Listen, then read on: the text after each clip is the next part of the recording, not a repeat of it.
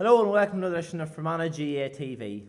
And tonight we're coming from the home of the county's champions in Fermanagh, and of course that is Roslea Shamrocks.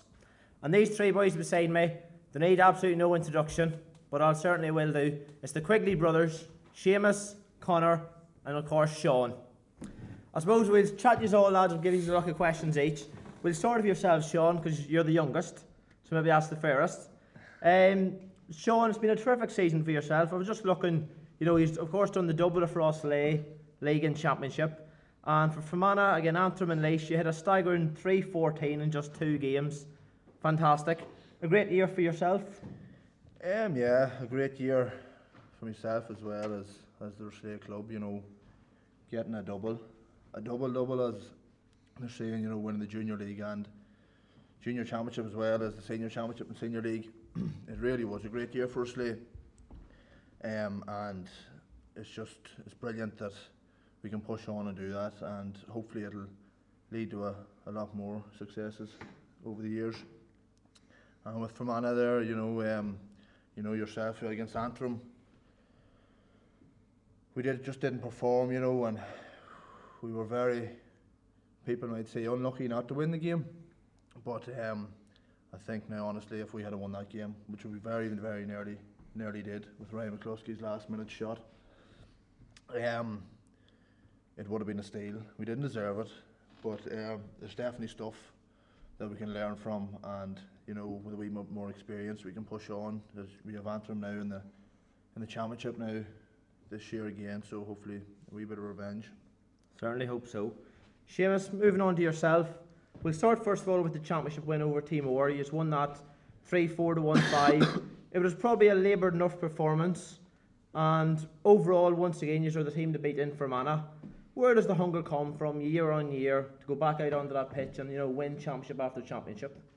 Yeah, that's right, Pauric. The championship final wasn't the best game for the neutral, but you know, we had a game plan to go out, and no matter what way it was to win it, you know, whatever way possible, we just won the New York Gold Cup home with us. And fair credit to Timor has to go to them. They came out with a game plan too, just to stop us doing anything, and it worked.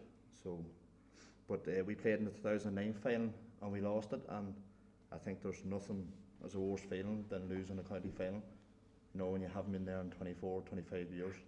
So that's it. I'd say that's where the hunger is, and when you have success, you know, the way we have the last 3 or 4 years, it takes a lot more people out, and the village and Roslea, like, there's a good vibe about them. That's what helps us. Yeah. You get used to that win mentality. Conor, moving on, it seemed to be every single Sunday in Brewster Park, late August, September time. Roslea were playing a game of football, rather senior or junior or something.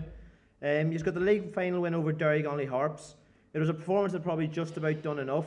And once again in 2015, you'll be the side to beat. Does that spur you on, knowing the teams are out there, knowing, looking forward to playing you and trying to beat you?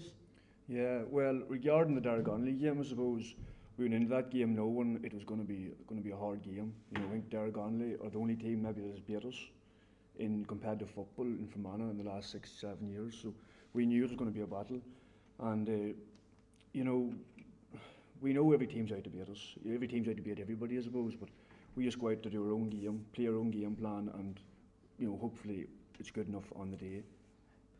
Sean, moving on, you know, he's went into the Ulster Club Championship then. You know, you've been there and thereabouts over the last couple of years. Of course, he's finally got over again Ballinagh last year. He's met St Unions Letterkenny, played in Letterkenny, which wasn't going to be easy. And, you know, he's tried to give them a good fight on the day. He's went down on the day, 1-9 to 6 points. What maybe went wrong that day in Letterkenny? Well, I think there's no doubt about it. We went down to Letterkenny that day. We were very confident that we were going to come out of there with a good result. But I think just the style of football that they play, I think they've been training. They can be doing that for the last, obviously, since Jim McGuinness took over Donegal.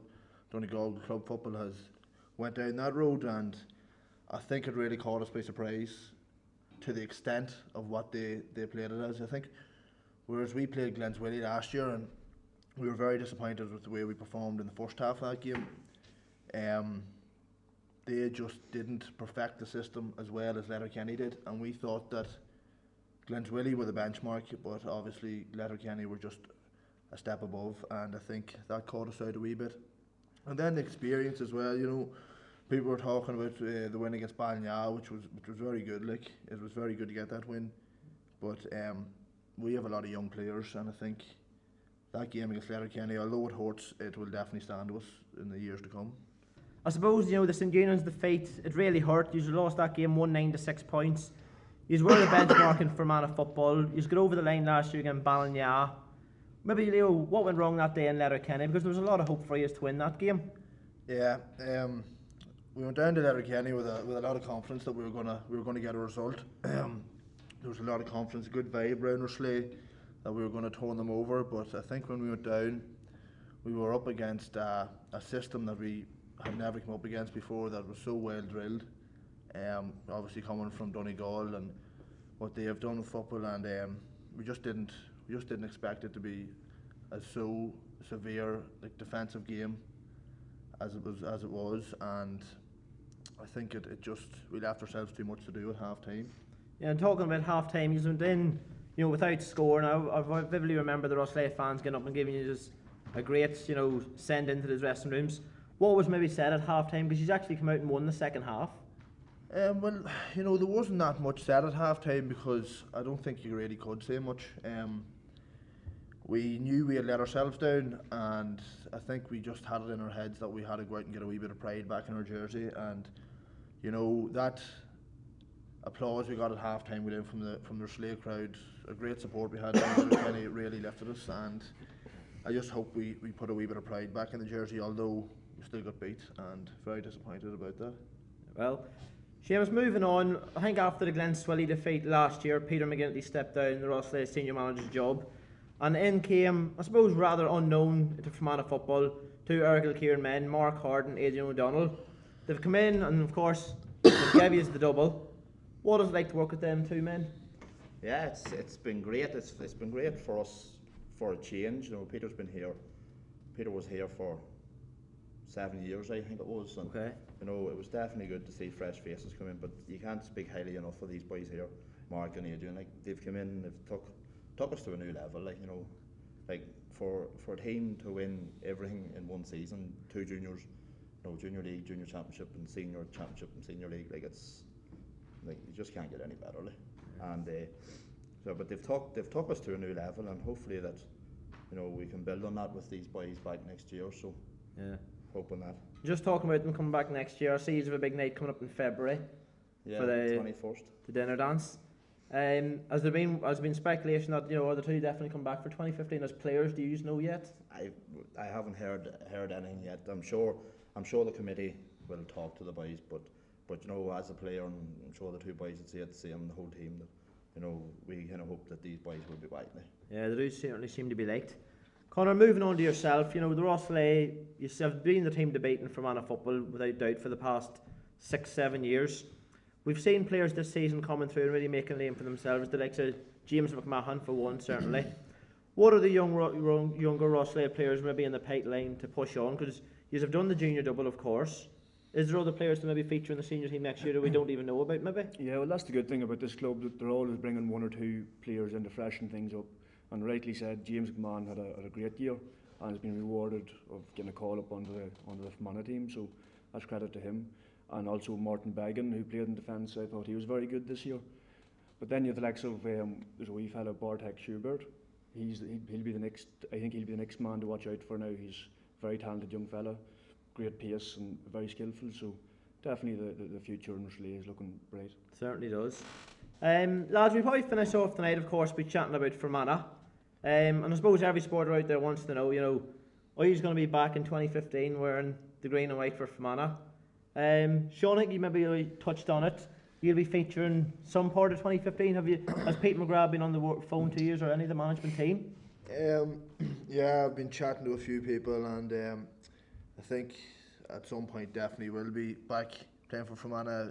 Just at the minute we're just concentrating and getting a wee bit of rest. We've played a lot of football this year. It's been a tough year, and hopefully after Christmas be looking into it and hopefully get back into the swing of things. Would maybe like allow the start of the National League, January 31st, would that maybe be on the agenda, or is that? Yeah, I suppose you're looking to the first game of the league as your benchmark, although you've obviously got the Mechanic Cup, which is always good to get your blow the cobwebs off and get the fitness back up. Exactly. Conor, moving on to yourself, are you going to come out to Fermanagh GAA in 2015? Well, as Sean said, it's just nice now to get rested up for a wee while, and I'll enjoy Christmas, I suppose, and then I haven't really thought about 2015 as of yet, but there's a possibility. There's a possibility that I'd like to maybe give it another year. Yeah, that's great to hear. See how we get on. Good to hear. And Seamus, finally yourself, has any management been phoned to you yet, or No, would you consider coming back? no one has been in touch with me. Come here, it's like anything else. You'd love to play for your county and all that, but I just can't see me going back when Pete McGrath's there. So. Right. Well, we finish off with that there now. I'll special mention to Earn Gael's Niall Cullen, who actually referees this Saturday night's Ulster Junior Final between the Donegal and Tyrone champions, Rock and Urus, if I'm right. So that's it for another night. I'll probably have to say happy Christmas to everyone, and hopefully we'll be back again for the start of the Mechanic Cup and previewing that. Thank you and good night.